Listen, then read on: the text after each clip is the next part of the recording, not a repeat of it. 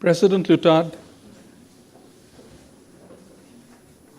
His Excellency the Swiss Ambassador, the Swiss delegation, both the official delegation and the business delegation, and students. Ma'am, it's a pleasure to welcome you here.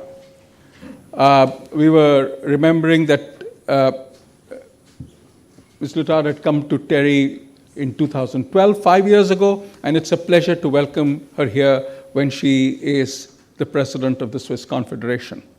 And at the same time, the State Councillor, the Minister for Energy, Environment, Communications. I must say, I tried to remember all the things that you were responsible for, and at some point gave up. But suffice it to say that the most important issues which lead a country ahead are part of her portfolio. So welcome.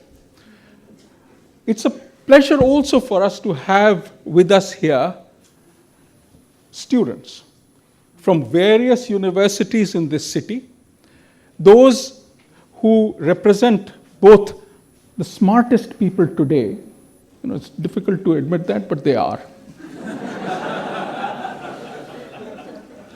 As well as the people who will take us into tomorrow. The President has had a busy schedule.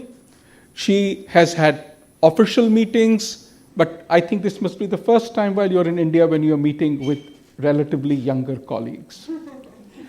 And when we were told that she would like to discuss the Swiss energy, the new Swiss energy strategy, we thought this was a great idea. Because these students are the people who will carry India and the world into tomorrow, when we have energy challenges which are mixed with global challenges, when we look at, on the one hand, dwindling resources, and on the other hand, an atmosphere which is full of carbon dioxide and other gases that we would rather live without. I know that it was quite a challenge for you to get the new Swiss strategy through the Swiss Parliament, and we look forward to you to tell us about the new Swiss strategy. Madam President.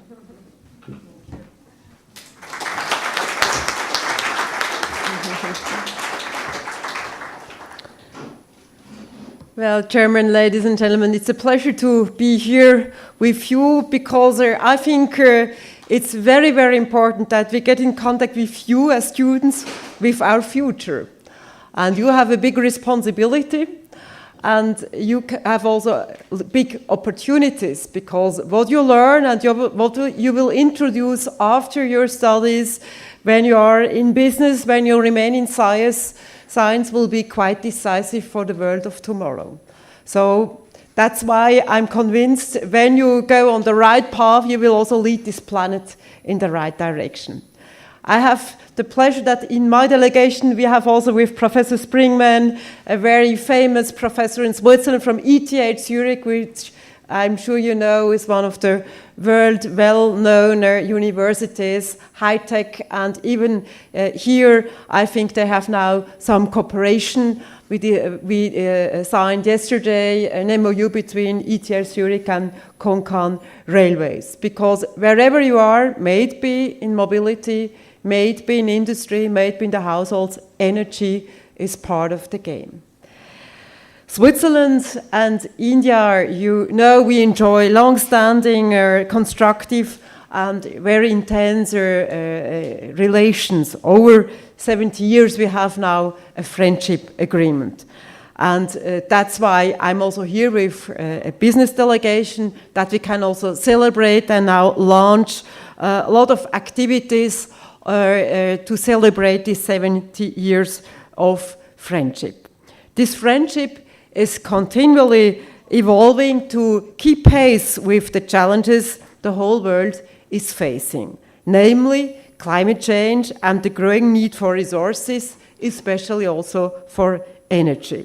Swiss-Indian collaboration in the field of clean technology and energy has therefore a great potential, and I'm very happy that we have already many projects together which are operational.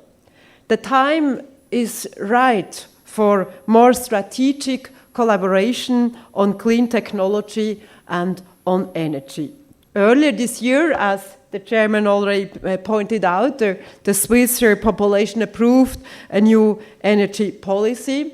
And we also signed the Paris Agreement. Every nation now is in a ratification process, so it's really the right time now to consider what are the appropriate national measures and how fast we can really also decarbonize the planet.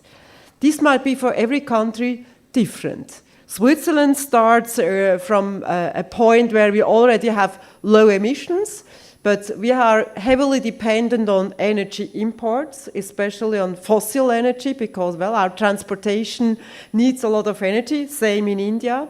So one element of our analysis was how can we reduce our dependency on imports, also the price level, because whenever Russia has an issue with Ukraine, or you have in Saudi Arabia a geopolitical issue, well, the price level, we feel it also in our prices at home. So actually, I thought it's quite wise to make a change and to be less dependent, and because we also have to reduce fossil energy, it's the right time to do it.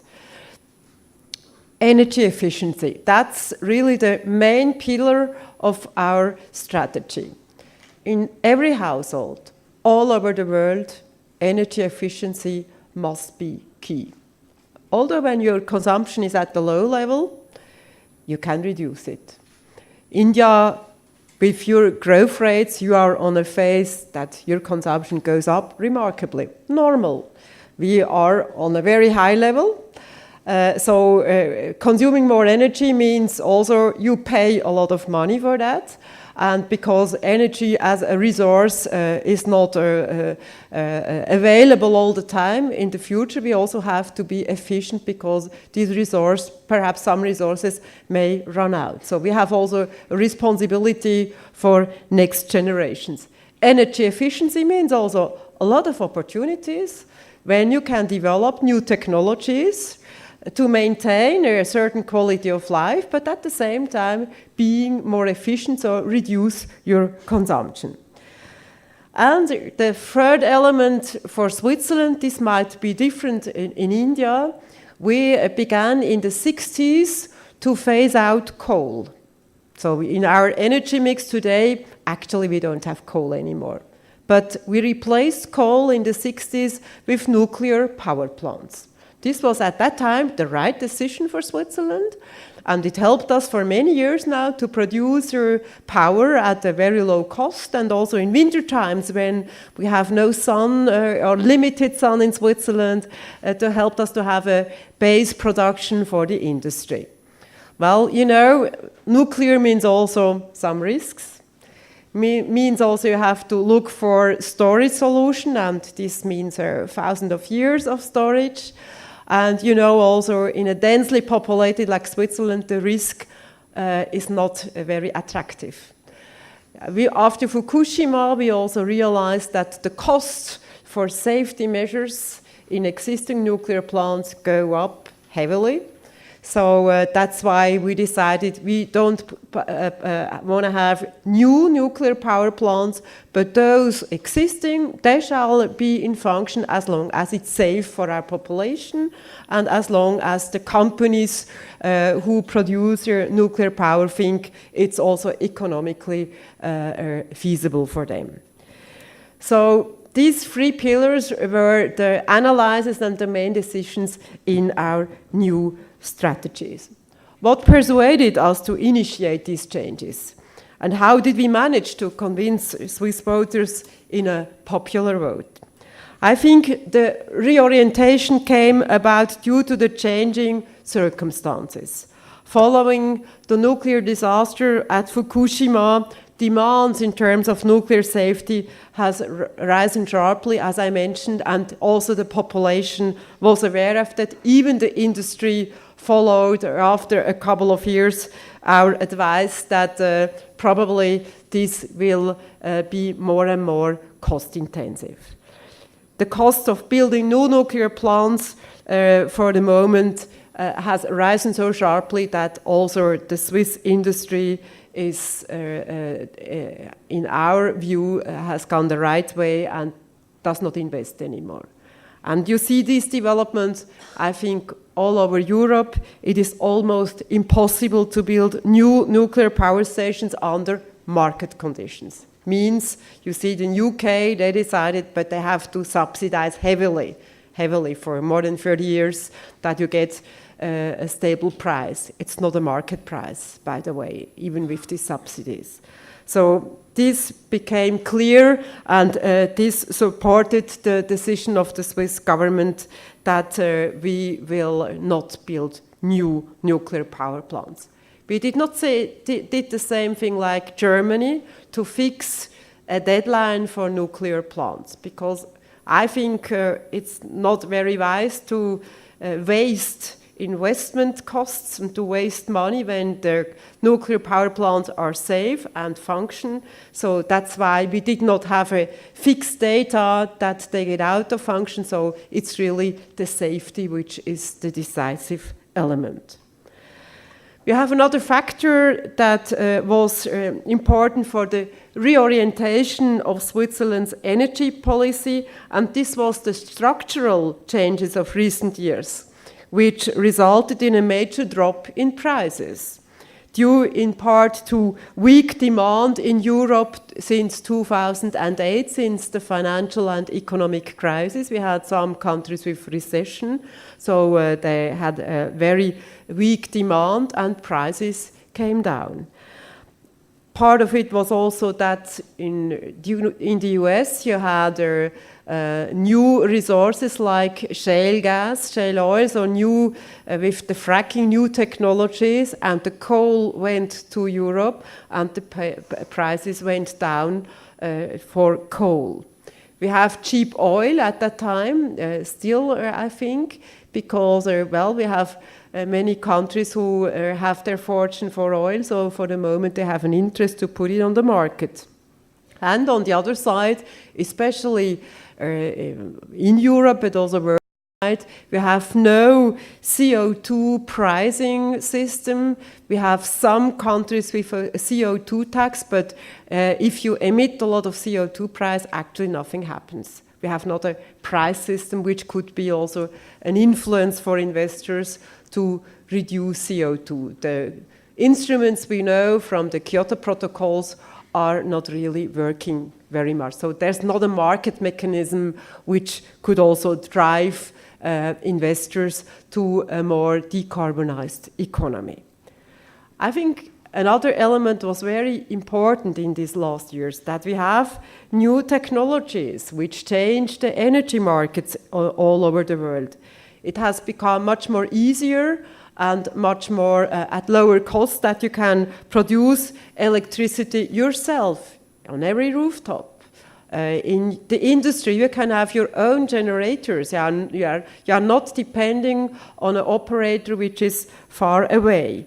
The trend in Europe with solar panels shifting from large-scale power plants to smaller decentralized facilities was, I think, something which helped us, that prices came down and that everybody thought, well, this could be a good idea also for me personally or for farmers as well as for the industry.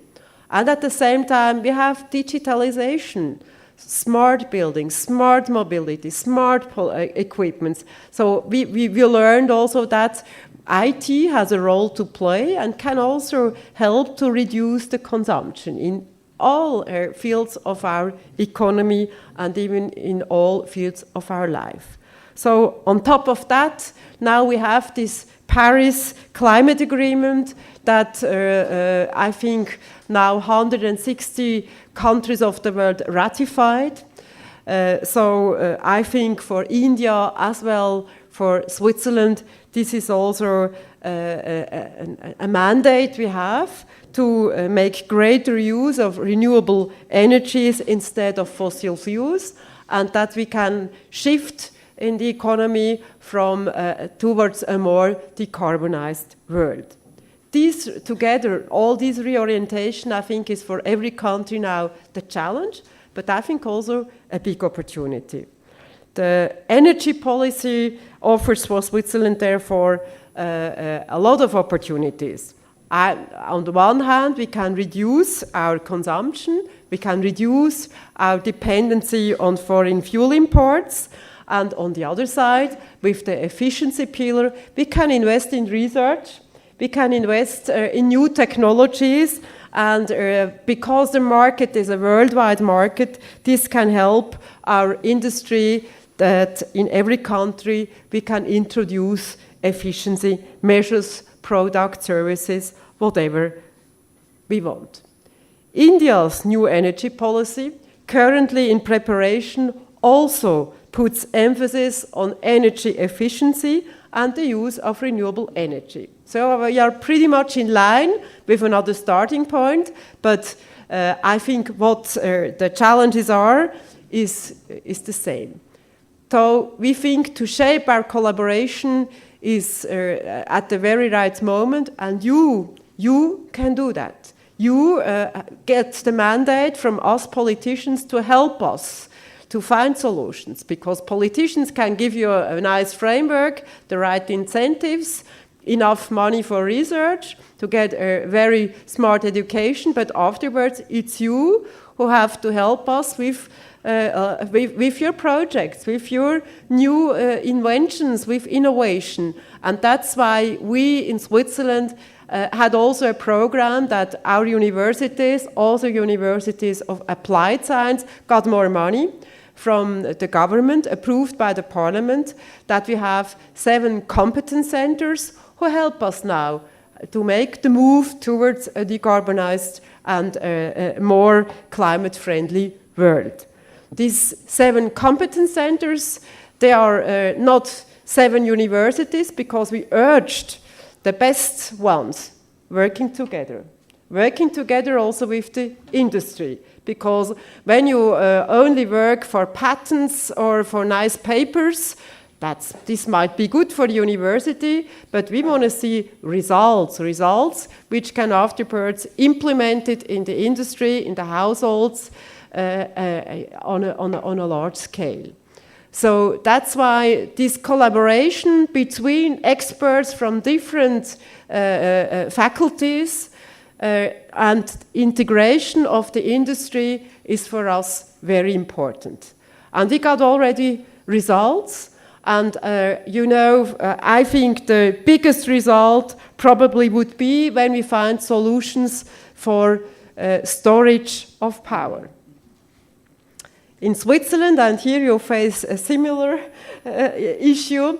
Well, in summer times we have enough sun, we have wind, we have the hydropower, but in winter times we need a lot of power, because we have to heat our houses, the industry must run. So how can we store the power from summer to winter? It might be only 3 months that we have to survive, but 3 months are quite decisive. And 3 months means either we import when there is enough power in Europe, or we find solutions for storage. And I think that's the big field where a lot of universities now have the best brains to work, and that's perhaps also a chance for India. Different approaches might be good. Well, we talk of batteries, but there might also be other solutions for storing power for some months.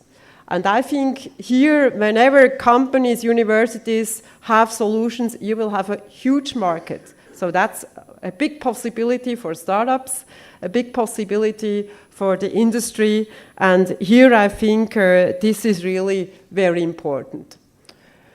To reduce fossil fuel and reduce our CO2 emissions might be for India, for the moment, not the biggest challenge. But in Switzerland, we have melting glaciers. We have the average of 3.5 Celsius increase of temperature. Worldwide, it's half of that. And we know in India, well, you have also more and more floodings. You have also melting glaciers in the Himalaya sector. You have dry regions where water is already scarce. So not everything might be due to climate change, but a lot of these things. And therefore we know also when we now don't invest in mitigation and adaptation, it's not for the health of the next generation. And therefore to reduce greenhouse gas emissions, fossil fuels is key for every country. Climate change is a slow process, and normally you just talk about that when you have a disaster, like now in Mumbai. Then people feel sad because we have also a lot of dead people, or you have damages, and it's better to invest in prevention, and it's better to invest in new technologies to avoid or try that the situation can be stabilized. So in our Swiss policies, we try also here together with science to find adequate answers in prevention, in pursue climate protection policies, disaster risk reduction, and all these measures. Together with science, we can also give here an answer towards the population. And also here, from China to all the islands in South Africa, in South China, everybody looks for these solutions, especially disaster risk protection. We know that here also sensors and other technology could also help to bring people in safety and not wait until the hurricane, tornado, the typhoon is here and brings a lot of negative impact to the regions which are concerned. The Paris Agreement not only found a path through the otherwise dense jungle of multilateral negotiations, it's also established clear goals for sensible global energy, environmental and economic policies. As a highly developed economy, Switzerland is fully aware also of our responsibilities from the past, where we emitted CO2 because it was not actually a concern. So we have all the responsibility for the past. That's why we also pay money in the pots to reduce the negative effects. And India is not on the same level. You will be a huge emitter of CO2 if you don't change. So please don't repeat the same mistakes we made in the industrialized world.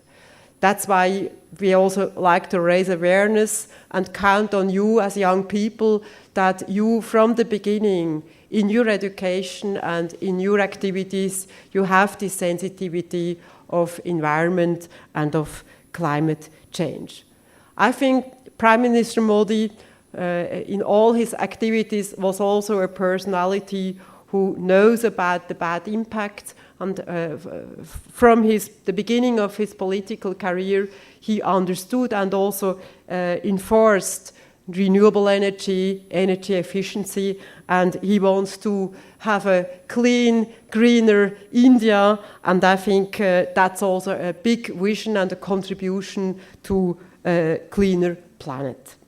With our aims to be frontrunners in shaping a greener future, India has also become an important partner for Switzerland in this field. Important steps are being taken. The ambitious goals set out in the new energy policy in Switzerland, in the future energy policy in India, big infrastructure projects, mainly in railway, which can also help in mobility to stabilize the emissions. We signed yesterday, therefore, this railway MOU, because for mass transportation, this is much more energy efficient than the individual car-driven mobility.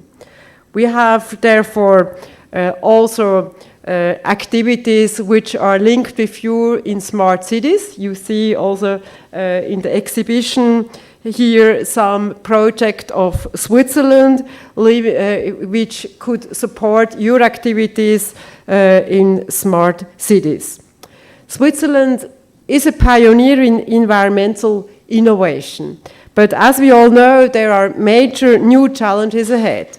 Thanks to our leading experts, world-class universities and research institutions, our country is fully geared to meet these challenges.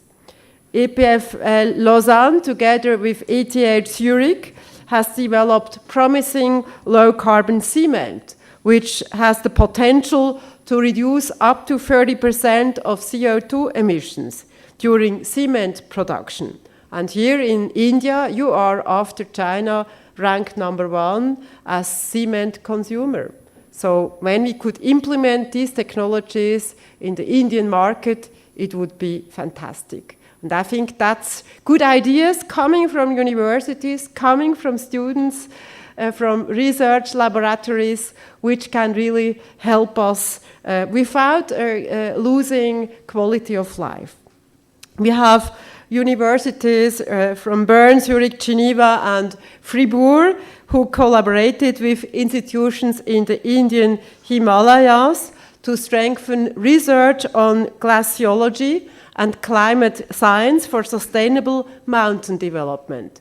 People are also living there in these areas. And when we don't invest and help them in a couple of decennies, it will be very difficult to live there.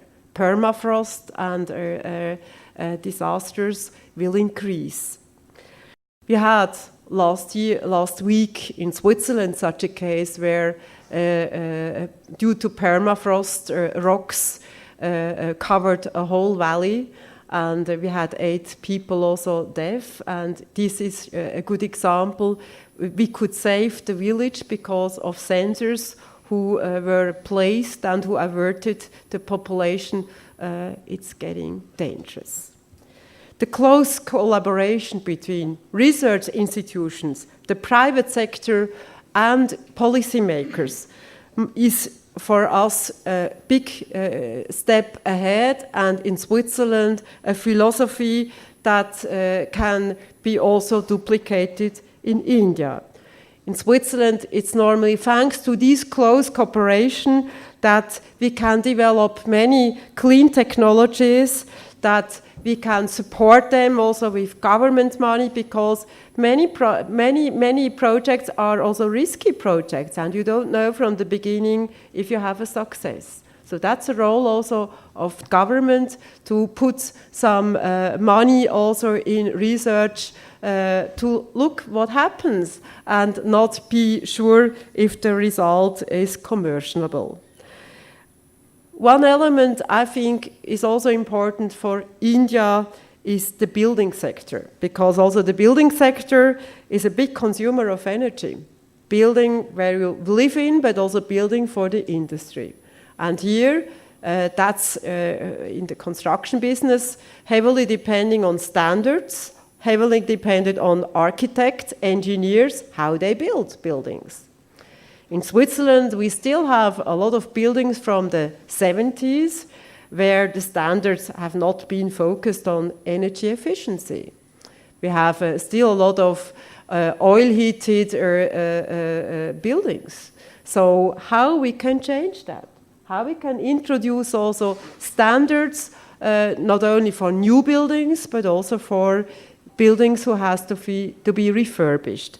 All this shows that a potential is great. In Switzerland, our experts show a potential to reduce only in existing buildings up to 30% of energy. It's a big potential. And that's also good for the construction sector. It gives jobs when they can refurbish houses. And a lot of companies can sell new technology for the houses. And I think also here it's probably not heating system, but cooling systems, which could be heavily reduced, and then also the energy consumption could be reduced. So here also a level playing field of cooperation and a lot where you could contribute. ladies and gentlemen, India has skilled people, especially in the academia. So it's also your duty to join us field and to work together with the industry to get us these technologies, to bring them to the market at prices everybody can afford. Sometimes at the beginning, prices may be higher, but we must also calculate the overall costs during the lifetime of a furniture, during the lifetime of a fridge, and then the calculation might be different. So I think here it's also up to us to explain to the consumer that sometimes paying a little bit more at the beginning of an investment helps you then over 20 years to have a better overall price at the end of the day. We have only one planet. For the moment, with this increase of temperature worldwide, we should have 2.8 planets. And this only under the condition that all measures and all objectives, these 160 nations announced in Paris, are realized. We all know paper goals, that's one hand, but to realize this is very ambitious. So we are, when it comes good, by 2030, 2035, at 2.8 planets. So we must very fast do more to come from these 2.8 planets to one planet. We have roughly 85 years. We have to change the minds of a lot of people. We have to change industrial processes, change policies, and our behavior. We in Europe, in industrialized countries, probably more than you in India. It's our duty to do that. We can do that. Technologies are already here, and you will bring us new ideas. That's why I think Switzerland and India, in this field, we have a big potential of cooperation on science, on the applied level, together also with the industry, and then I think our population will say, thank you, your youngsters who will make the change of the world. Thank you very much.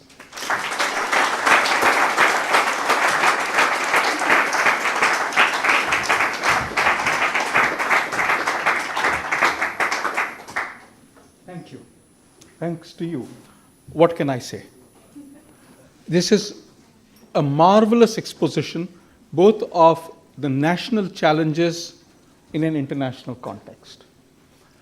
I think it tells of the kinds of challenges that each country faces, but also of the resolutions that need to address their national needs as well as the global challenges that we face. As you rightly said, in India, our greatest challenge is to make sure that everybody has adequate and affordable energy. The average amount of energy used in India is about 0.6 tons of oil equivalent per person per year. And there's no country in the world which has been able to provide a good quality of life to its people. And I'm using a human development index of 0.9 as a surrogate for a good quality of life, without at least 4 tons of oil equivalent worth of energy. But if all of this energy is supplied to people in India in the form of carbon energy, the world is spoiled. And therefore the challenge becomes, how do we ensure that everybody has adequate and affordable energy, but it's not based on carbon? And as in Switzerland, we also have 3 pillars, and 2 are very similar. One of the pillars, like yours, is on energy efficiency. Each one of us can get the same amount of cooling, or the same amount of transport, or the same amount of cooking by using less energy. Also, as we look to the future, as we look to 2030, Fully 2/3 of the buildings that will exist in that year, as you mentioned, have not even been built. And so if each building is built to be more energy efficient, and the Swiss India Building Energy Efficiency Project is a great move in this direction, then we are on the right track. Over the last few years, there is a number of innovative challenges that India has taken in the area of energy efficiency, and I'd like to highlight only one, and that's on lighting. As we moved towards more energy efficient lighting, we realized we needed to move from incandescent bulbs and compact fluorescent lamps to LED bulbs, but they were more expensive. An LED bulb in 2013 or early 2014 costed 500 rupees, whereas an incandescent bulb costed 10 rupees. Even then, it paid itself in 3 years. But did I buy it? No. And if the 500 rupee LED bulb fails, that's a lot of money down the drain. So the innovative mechanism that we used was to create a company, Energy Efficiency Services Limited, which went to consumers and said, we will give you a bulb, pay us only 10 rupees a month, but keep giving us the money till we recover our costs. And if it fails, it will be replaced, no questions asked. And then they turned on the other side, they had all of these orders, and they did bulk procurement. And as they did bulk procurement, the price the first time around came out to be 310 rupees, when the market price was 500. In the second, third, fourth, fifth, sixth procurement, the price had come down to 38 rupees. In other words, the size of the market, the competitive nature of procurement, and the comfort of the industry in knowing that it's a market that will keep growing helped bring in new technologies, new business models, so that now 260 million LED bulbs have been sold as of a few days ago. We use the same model in the second pillar. So the first is energy efficiency. The second is how on earth do we provide the energy that is needed in as low carbon a style as possible? How do we get electricity from the sun inexpensively?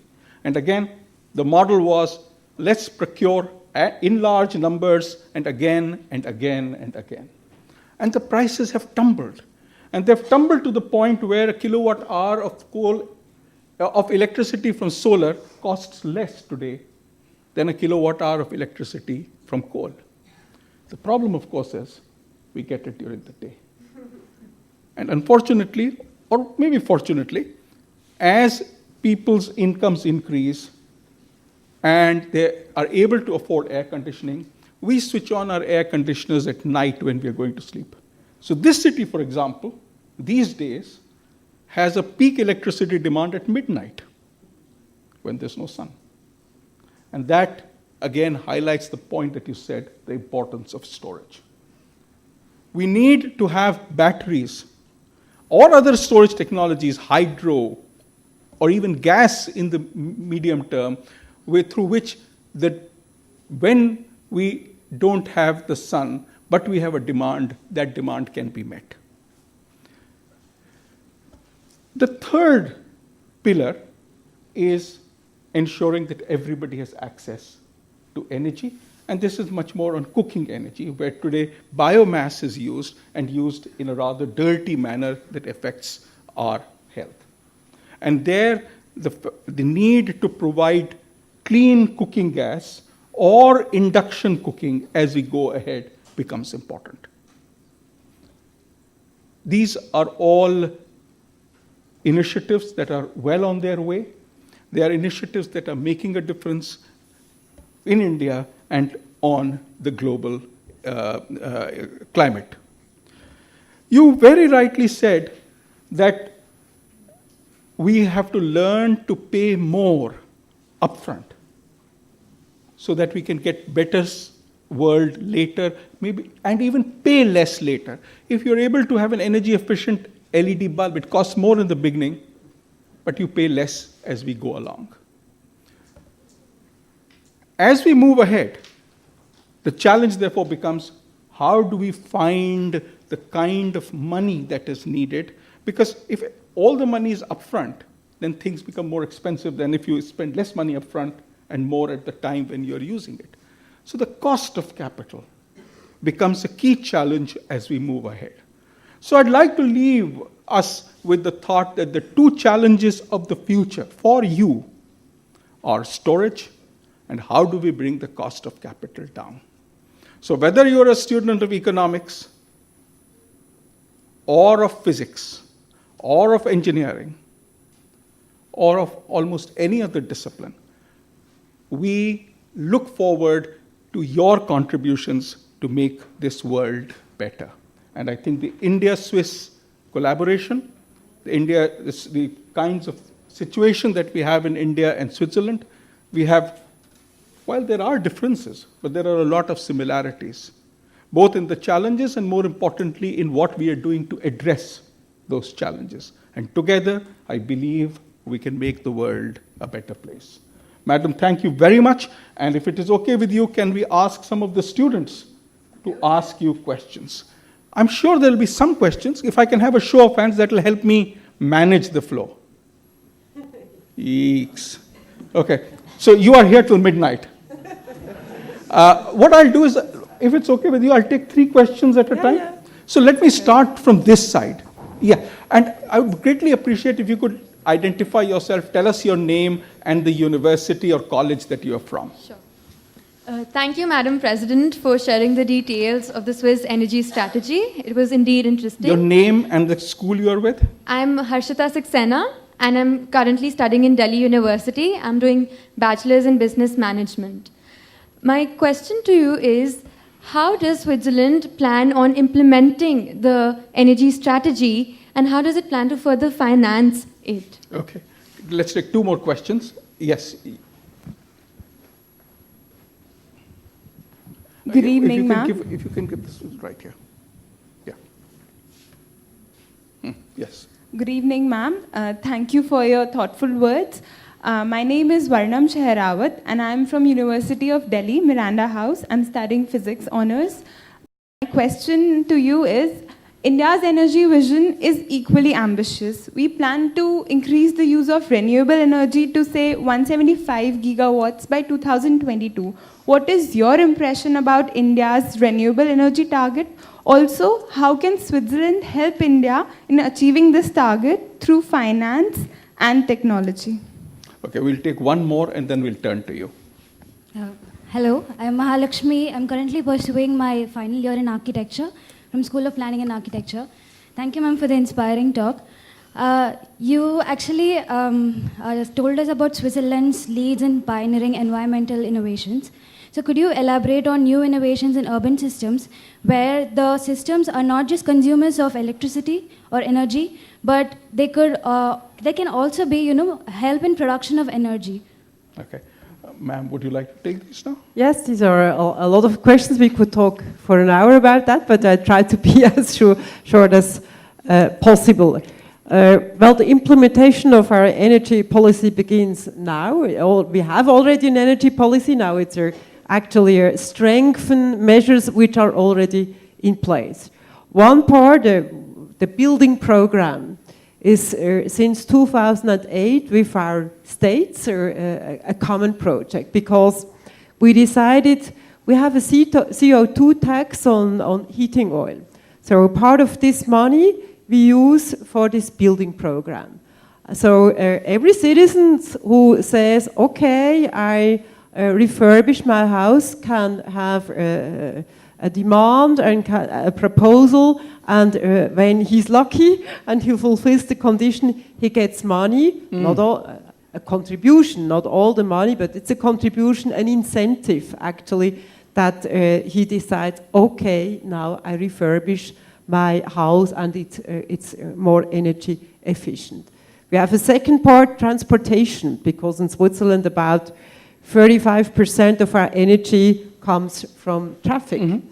And here we have a focus on new cars entering the market. So we have technical standards they have to fulfill. It's the same methodology in Europe, so that we focus on new cars because the old cars existing here, they are here. So, but we can influence what kind of cars will enter the market. So that's like your philosophy would like to have more e-vehicles. I think this goes in the same direction.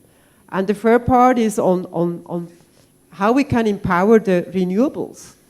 And here we have, for a limited years, also feed-in tariffs and payments for the investor, that the costs can be lowered. But after this period, it must be a market price. And what you mentioned, the prices are coming really down to market level. So I think the conventional energies have to compete with the renewable.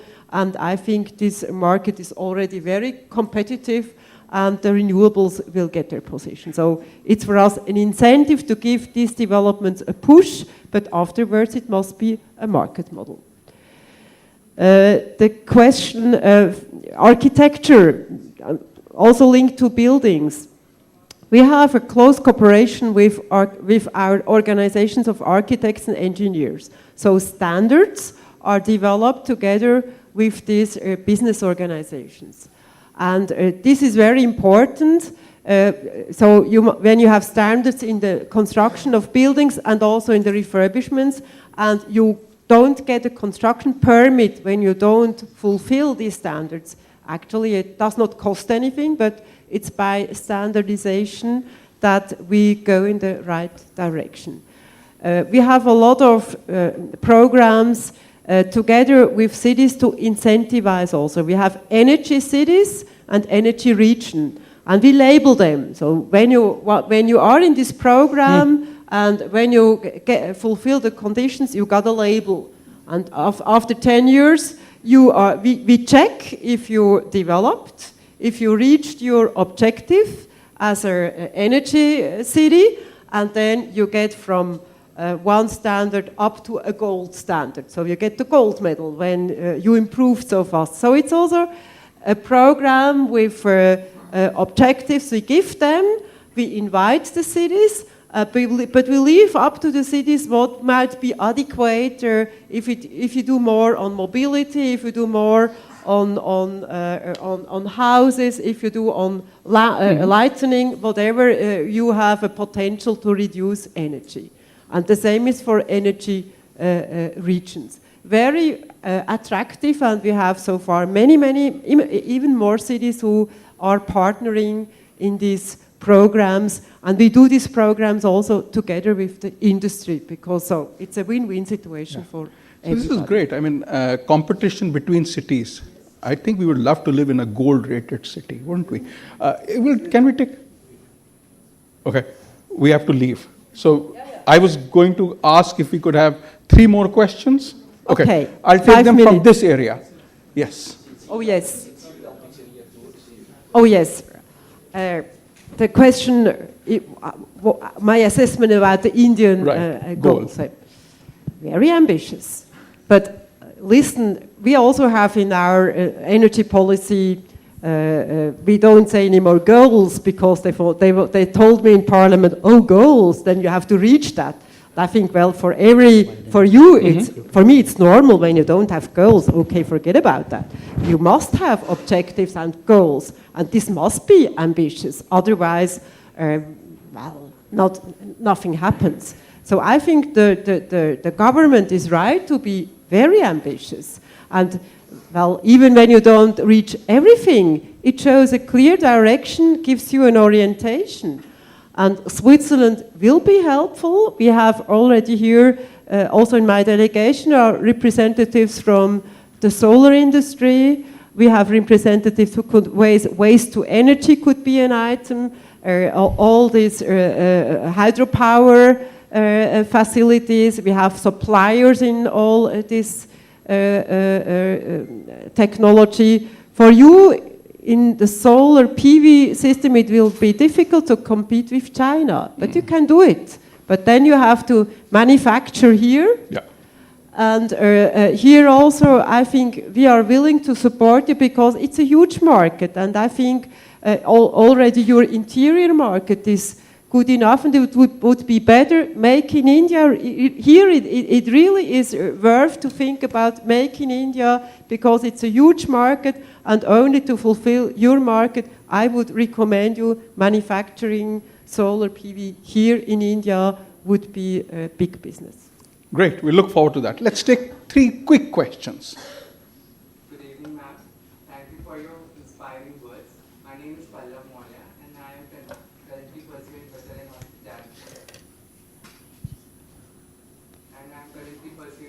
and Hospitality. Administration from Institute of Hotel Management. So my question is that today in India and many developing countries around the world, people do not have access to clean sources of energy for cooking.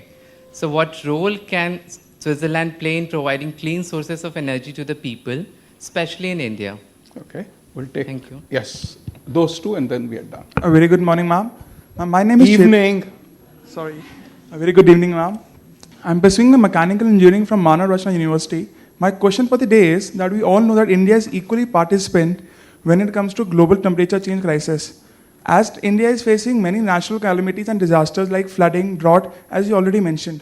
So what steps and the strategies are being taken by the Switzerland government with India when it comes to global temperature crisis? Okay, and then the last one. Good evening, ma'am. I'm Pavitra Paul. I'm pursuing Bachelor in Science in Hospitality and Hotel Administration in Institute of Hotel Management. My question is that climate change is a global concern in the world today. It is faced by different countries in different ways because of different capabilities. So, what are the key climate change impacts that are faced by Switzerland, and how is it responding it domestically? What role is Switzerland playing at the global level, and what, according to you, should India be playing, the role India should be playing? Well, I'm very sure it will take you. I'm not sure if I understood everything clearly. Perhaps my first remark to disasters and all these risks we face today. I think what is very important that you have a database about any kind of, well, might be meteorological data, all your rivers, the sea level. So this must go in a database, and then you can also, with all these data, have a management of these risks. We have such programs. For example, we helped Indonesia because they are very exposed to typhoons, but also to tsunamis. And with all this database, then you can afterwards also, I think, educate people, because only the database is for nothing. So you also have to interpret all these data. So I think here, when there is a need in India, I'm sure we can be helpful. On the ground, we have also here programs in the glaciers in Himalaya, because I think here also prevention and the knowledge about the changes in glaciers are very important. When it comes to the ocean, also there, the temperature of the ocean, what's going on in the underground. So it's, in my view, a lot of knowledge, a lot of a database that you see also the trends and where it happens, and then you can also put your adequate measures.